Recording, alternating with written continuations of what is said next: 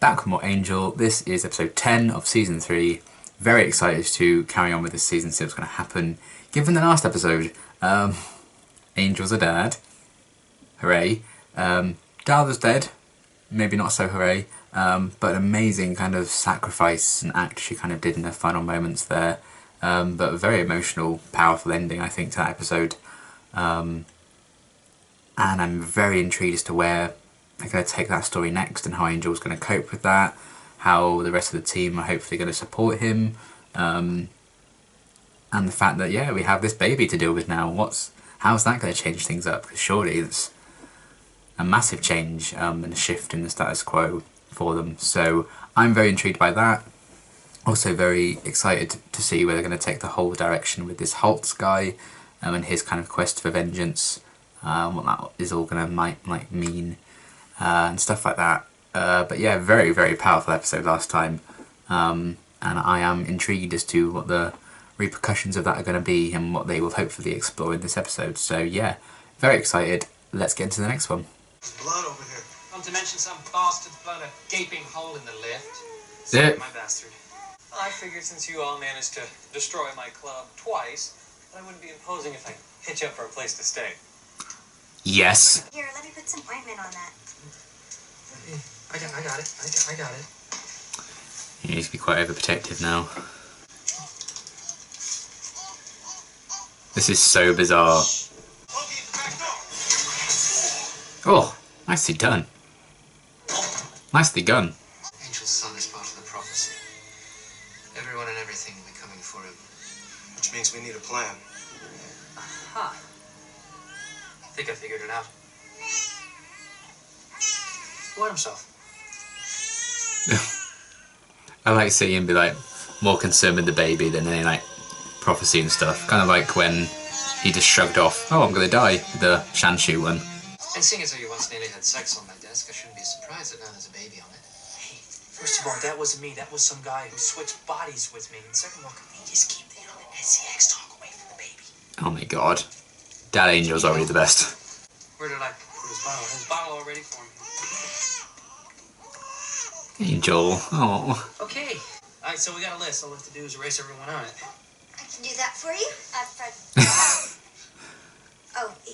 Oh my god. Erase and a swish and kill. You're gonna need these guys, unless your painful plan is to kill Angel with candy clowns and marshmallow pies. I'd like to see that. I poisoned that drink. Yep. That was me going wild at heart. We're all safe, right, Lauren? I mean, unless one of those killers decides to throw a firebomb in at us like they did at your club, which had a similar safety spell around it, as I recall. Sorry. Are you going to circumcise? Oh. I think he heard you.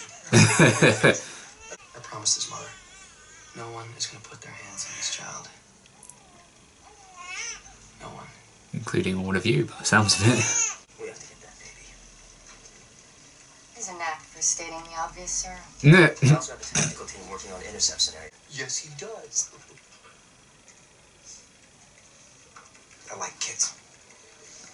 Senior partner. Who didn't he? Turn it up.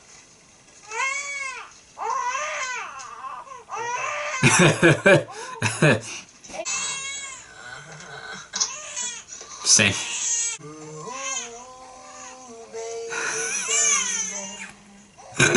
Scenes I never thought I'd see in Angel. She doesn't like Smokey Robinson and the Miracles. I thought you said this kid had a soul. You're a terrible father. I can't even get him to stop crying. It's okay. Look at him. What a miracle. It's all right. Lorne really understands Angel, like on a really deep level. I like that. It's gonna be all right. He knows what Angel needs before Angel does.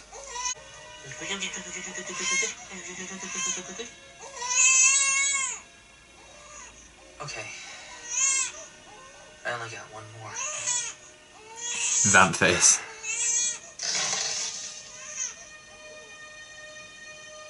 You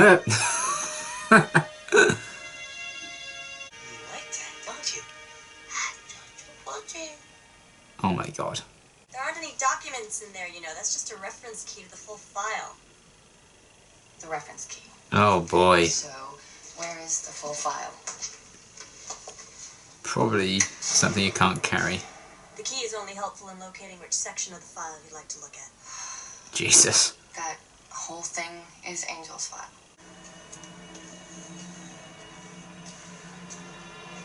Okay, stalking. That's good. Your punch could have been quicker, without so much to drink. It's kind of a trade-off, because without that much to drink, Oh! that's a lot more. My name's Holtz. I want to help you. I'll tell you what I want. What I really want. Stay the hell away from me. Zigga zigga. You can't be everything for him. I'm his only family. My job now is to be everything for him. They can be his family. Where are we going? Cordelia. Making a We're going point. outside, where your son's gonna want to go play. Yeah. Where you'll have to rush him to the hospital if he gets sick in the daytime. If he has to get to the hospital at noon, on the sunniest day of the year, he'll get there. Oh. Even if I don't. Angel. Can't be there for him then. The only truly safe room would be the janitor's closet. Thanks for the tip. I slept like a baby. Cried and went to bed all night. Tough room. Accomplished. Lilia demons. Their fun is making a magical broth from the bones of human children. That's 2 L's in the middle. What kind of wussy name is Liam anyway? Okay, you're at the hotel. The pirate's Wow. about to kill Angel. Holtz, Daniel, vampire killer, circa 1754. Hunted Angel and Darla halfway around the world until his mysterious disappearance in 1773. Larson Macmillan, Vampiricus Conquestus, page 412. Oh, Wait, how thanks, did Siri. you- I'm files and records. So what we're dealing with is a single-minded vengeance machine with a bloodlust to match. That's just awesome. Mm. What the hell are you doing here? Watching the fight. He wants an apprentice. What are we talking about? Some kind of Karate Kid, Mr. Miyagi groove thing? Wax on, wax off. You'll find your references to modern popular culture tend to be lost on me. What a shocker. And I know that I can shape and hone you with an instrument of vengeance. Sounds like fun. It's like a dark Slayer and Watcher. What happened to taking them out? If there's too many of them, I can get out through the sewers. With any luck, I can get a couple miles before anyone knows I'm gone. So you're just gonna leave, run away? Why not? It's what he's good at. Sure you don't want to fire us first? A little icing on the cake while you leave us here? Oh man, come on. I thought we already established. It's got a kid to think of. Angel! Oh. Leave us. Oh. Well, that's a sticky situation. I'm afraid you'll kill him before we have a chance to cut him open while he's still breathing and find out how the hell he's alive in the first place. Lovely. I'm trying to imagine myself as John Wayne in Rio Bravo. Mm. Austin Stoker, assault on precinct 13. Yeah. Where's the child? Ew. Upstairs, room 312. Why don't you go up and get him? Oh, wait. I have a better idea. Whoa. Master, it's a trick. He's taking the child.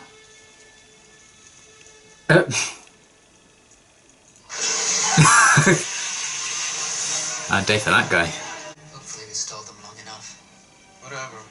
Running away was his call.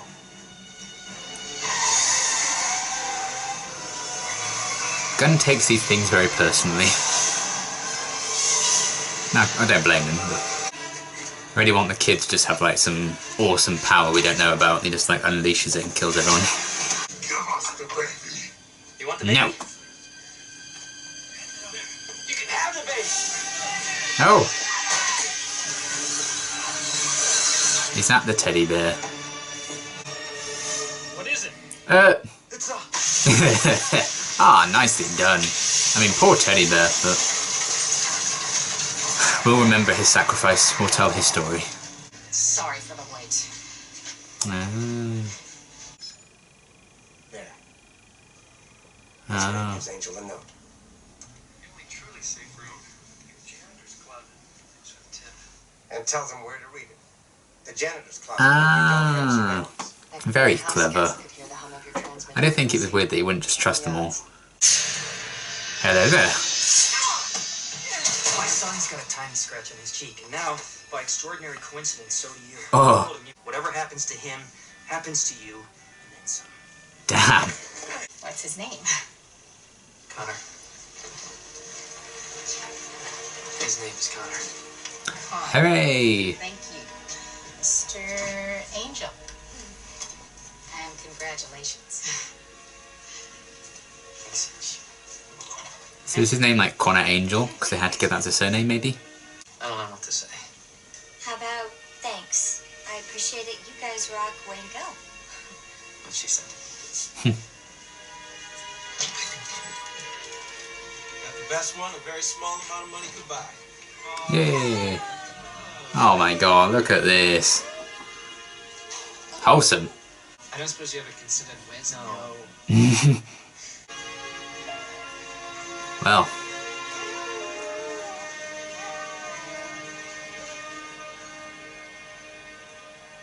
Man. Okay, that was a really good episode. I really enjoyed that. I think the one thing I would say is I wish we'd kind of explored a bit more of the impact of losing Darla in particular, and maybe even just like one scene where they really talked about it and dealt with kind of how Angel felt about losing her so suddenly and everything. Just kind of exploring that grief, because surely he has to kind of go through that process. I don't know if it's going to be like a delayed thing, because obviously a lot was kind of happening very quickly and they had to kind of focus on keeping Connor safe. But I think even just a little scene, maybe exploring a bit more of losing Darla, I think that would have... It felt a bit off that we didn't get that, but maybe we will later on down the line. But I do understand that, you know, things were kind of intense and crazy, so still, hopefully we get something like that later on down the line. But that's kind of the one thing I felt maybe they could have included in the episode, but still, everything we got I still really, really enjoyed. I did enjoy very much the bond between Angel and Connor, and just seeing Angel be a dad and making silly faces. I love that his vampire face got Connor to stop crying, that was hilarious. And, you know, Lorne trying to sing a song with him, and them all buying like the stroller for him at the end, and they're all being like this big family unit. I love that so much. And again, it's just something I've always loved about this show from the very beginning, is that it's really peeled away the layers on Angel and showed us so many different versions of him, and different elements to his character and his personality. And now we have a new one in him being a father for the first time, and seeing how giddy he could get and how involved and in love with, you know, his son that he already is. And it was really kind of nice and wholesome to see that. And now it's not just the good fight, to put it in Doyle's terms, I guess, that Angel can live for now. And it's not just the idea that maybe the prophecy will come true and he'll become a human again later on down the line if he redeems himself. He has a child to live for now. He has something substantial and right in front of him that he actually has now to live for, and I think that's really, really nice for him, because now he has like a continuous goal and he has reasons to keep on going, and I think so much of his life he spent hating his existence, and hating his immortality, but now he really does have something to live for and something to fight for, even more so. You know, this actual solid being right in front of him and his own flesh and blood, and he has like a blood relative again. You know, he killed all his original family way back when, but now he has a new kind of family and a new perspective, and he has something to protect and love and cherish. And I really, really love seeing that side of Angel in this episode. I think that was really nice, and his overprotectiveness at first to kind of let anyone else touch him because of what Darla was kind of saying. That was the one bit I did like, the fact that, you know, I promised his mother that no one would touch him. So we kind of got a bit of Darla aftermath there, but I was hoping for a little bit more. But that's not to take away what we did get in the episode.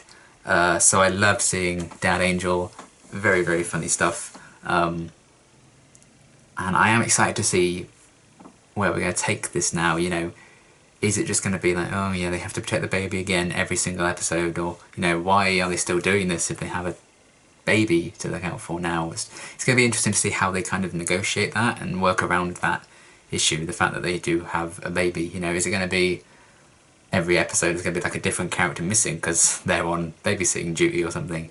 I'm very intrigued as to how they're going to handle that, unless the show just now shifts a bit more of a focus and it's just about raising Connor and Angel's legacy through that, maybe, as opposed to dealing with more problems. But, you know, Wolfram and Hart is still very much out there, and Holtz is still out there, so I am intrigued as to exactly how they're going to handle having a baby kind of part of like the crew, I guess, now. But I loved all of that. I loved all the gang kind of helping, and that final little confrontation, that battle, and the way they kind of tricked people and tricked Wolfram and Hart to thinking that he'd taken Connor with him. Well, he had at some point. Connor was in the car with him, wasn't he? But then at some point he must have swapped it out with the teddy bear. Maybe he left Connor in the car for a bit. Hopefully the window was down. I'm not quite sure the ins and outs how they actually achieved the swap, but I can just assume that it made sense, because that makes me enjoy the episode more. I'm sure it does make sense. But I loved their little trick that they did. And Lorne like sneaking the note in. And they had this plan orchestrated, and Angel, it wasn't like he was not trusting the team and he wasn't just leaving them all to die. They had like this plan all carried out, and what they were kind of saying and getting angry at him and stuff, and Gunn was like, oh, he always leaves, blah blah blah. That's kind of part of the show, I assume. I wouldn't be surprised if Gunn actually does feel that way, and would feel that way if Angel did do that genuinely. He very much is still stung, I think, from the events of season 2, and I don't blame him for that. But I think that was kind of part of the show for Wolfram and Hart, maybe. I guess they know that they're being watched. I don't know. Or if they did know, surely they'd take the cameras down and stuff. But I think maybe they just assume that they're listening, and I liked how they kind of tricked everyone there. And it just kind of brings them all together as like this cohesive family unit, like we see in that final little scene where they're all walking off together with Connor. So that's really nice. It is quite funny to even imagine them all walking out of the hospital, and then Angel just has to take the sewers out and everyone else has to take Connor home because Angel can't go out in sunlight. But yeah, I did really like the kind of cohesiveness and the family kind of unit they seem to be building with the Angel Investigations team. And they all got a few moments to shine and had a few funny lines. I particularly loved Cordelia's speech to Angel when she tried to take him outside to get him to kind of see that he needed to let other people in and he needed to share that responsibility. I really liked that. The fact that Connor can have a family that goes far beyond blood, which I think is a thing in Angel anyway. I think it might have even been the end of season 1 when Cordelia said to Angel, you know, we're family. You don't need to be embarrassed around us, we're family. And that's continuing on now. Even though it is nice that Angel has like this blood relative and this son, and Connor does have a dad around, he's going to have this whole kind of found family around him as well, which I really, really like. And I can't wait to see them kind of explore the challenges of that a bit more. Because I think it's interesting enough for the show to have like this group of people that we all know and love and root for to win the day, and they have all these like different villains they have to face. But now you throw a baby in it, I think that does add a bit of a uniqueness to this situation.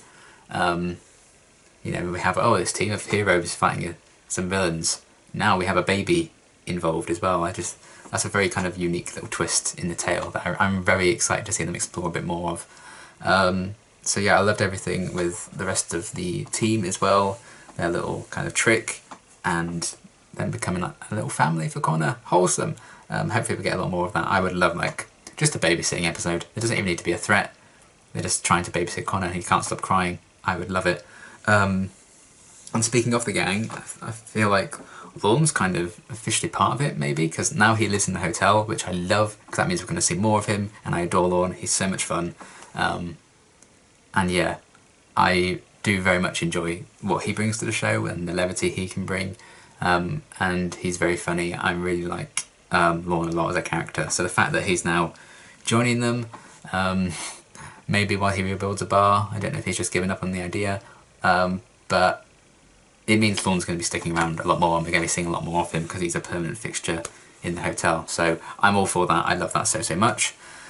And And then everything with Wolfram and Hart and Lila and Gavin, everything, them finding out a bit more about Holtz, their more intentions being revealed about what they want to do with the baby and everything. I do actually quite like the new kind of boss guy in charge of Lila and Gavin, the kind of replacement Holland. I do quite like him. I loved that bit at the end where Angel kind of like cut his cheek like Connor had that cut, kind of threatened him to keep Connor safe. I really liked how that all kind of played out, and hopefully they can stick to that, but I'm sure they're Wolfram and Hart, they'll find a way to kind of still be a bit sneaky and slippery and evil. I do think it's kind of interesting to see Wolfram and Hart as like a villain. I feel like they've moved away more from, oh, here's like we're lawyers and here's this case, and we need to stop Angel from interfering with our case and blah blah blah blah blah. It always used to feel very simple, like the threat they posed to Angel there, but now like they're going after Connor and they want to see how this baby can live and everything, and they're intrigued by Darlie being pregnant and all that. But you know, that had nothing to do with like a law case or anything, or them actually being lawyers. They just seemed intrigued by it, and like, surely you have some cases to be working on, you're actually lawyers. It seems they kind of moved away from that quite a lot, which I think is a very interesting direction. And the fact they just seem hell-bent on cutting Connor open and seeing why he survives, I was like, that has nothing to do with like you being a law firm or anything. So I'm intrigued by that direction for them as well, and I don't know if that's going to continue. And maybe that just speaks more to like the motivations of, I don't know, the senior partners or whatever, exactly why they want to get to the bottom of this, even though it has nothing to do with like a law firm or anything. I just find that kind of interesting. But we already know Wolfram and Hart can exist in multiple forms. Like in Pylia we had like them kind of living on as well a bit. There's kind of a version of them. So it's not that they have to be a law firm. I just think it's kind of interesting that it seems to have shifted a lot away from that direction. They really don't focus on the fact that they're lawyers anymore, you know. You could watch some episodes this season and you wouldn't even think, I think, that they're lawyers. You might just think, oh yeah, the evil office workers, they're just doing stuff like that. I've never have said that they were lawyers, really. But I just found that interesting, and I thought I'd make a note of that, just in case they continue down that direction, or they go back to, oh, here's like a case of the week kind of thing for Angel to deal with. I know that Angel's not really very much a show about that anymore, like, oh, here's a Monster of the Week episode. It's very serialised, which I much prefer. But yeah, I just thought I'd note an interesting kind of change with Wolfram and Hart there. But I thought Lila had a few funny lines, apart from her dissing my name. Fuck off, Lila. And yeah, I do enjoy the little spats between Lila and Gavin. They're like little kids, I do enjoy that. And to see what their next move is going to be, I think it's very interesting. And Lila searching out this huge bloody file on Angel, and then the woman at the desk, because she seems to be some kind of robot or something. She just knew everything. That was very well done. I do like that they're still giving Lila that focus, and she is like the main Wolfram and Hart kind of representative, I guess, in the show. So I'm liking the continuing thing with her. And you know, the battle going on, all these different gangs and stuff that are coming after the baby. It was nice to see a bit of variety there, and cool, like, interesting little designs, and how they kind of got rid of them with like the teddy bear and the bomb. And that was very well done. And the fact that Wolfram and Hart seems to always survive that and always have a new step and a new plan. So that was really cool, all these different creatures coming after Connor, and I'm sure that's going to be a thing that will continue as they try to raise this baby under all these threats. So I liked that. And then Holtz as well, he recruited Justine, I think. I got very Slayer Watcher vibes from their kind of little scene where he was watching her try and fight this vampire and stuff like that, and he's offering to potentially help her and train her maybe. So I kind of liked the Watcher Slayer feel between the two of them, and how Holtz just like got rid of all those like demon things that the other guy had hired. So, oh no, I need someone who's worthy to the cause, and he kind of tracked them down himself. So he clearly is a guy who takes the initiative and has a very grand plan for whatever revenge he's going to get on Angel, just how he's going to exact it. So I imagine we're going to be seeing a bit more of Justine and a bit more of the relationship between her and Holtz as that develops. Will it be like a Mayor and Faith kind of thing from Buffy? Because it did feel very like anti-Slayer and Watcher. So I would be intrigued to see where that could go. But yeah, I like the story with Holtz at the minute. And we do seem to be learning a bit more about him and how he works and how his mind kind of tinkers as the episodes go on. So I'm excited to see that continue to unfold. And I like his relationship with the other demon guy as well. I can't remember his name. It always sounds very complicated when he says his name, so he's demon guy to me. So yeah, I liked that little direction, and bringing Justine on board could be quite an interesting little story. So I really enjoyed everything with him as well. And yeah, overall just a really kind of surprisingly fun episode to watch, considering how morbid things really were and the stakes and everything. And yeah, I would have liked a bit more exploration of the impact of Darla's death and the sacrifice and what that's doing to Angel, but I understand that they should be preoccupied and Connor should be the priority right now. But hopefully we do get maybe a bit of a delayed reaction. It's not like, oh, she's the love of my life, she's gone, because we already kind of did that at the start of the season with Buffy dying. And you know, that Darla and Angel were not in that place and hadn't been for a very long time. But I still think it would affect him in some way, and I hope we get a bit of exploration about that. And yeah, I loved all the team helping them out and their little trick. Lorne being in the hotel's awesome. And yeah, I'm very, very excited to see where this story is going to go now and what direction they're going to take things in. But really, really great episode. Really enjoyed this one a lot. I'm nearly at the halfway point of the season. In fact, next episode of Angel will be the halfway point of the series. I'll be halfway through the show after the next episode, which is terrifying. And we also are, as I'm recording this, it's the 10th of April. And I believe I started Angel, it was either, I think it might have been the 14th of April last year. So we're coming up to a year of doing Angel already. Where has the time gone? I don't know. But it's kind of nice, as I'm going to reach like the 1 year anniversary of me starting to react to the show. We're going to reach like the halfway point. So that's kind of cool. But yeah, that's going to be it for Angel for now, because we've had like 4 Angels of Think in a row now. So my next reaction and the rest of this cycle is going to be Buffy. So it'll be episode 9 and 10 of Buffy in the rest of this cycle. So very, very excited for that. But I also really love this episode and I can't wait to see what's going to happen next. But until my next reaction, thanks for watching.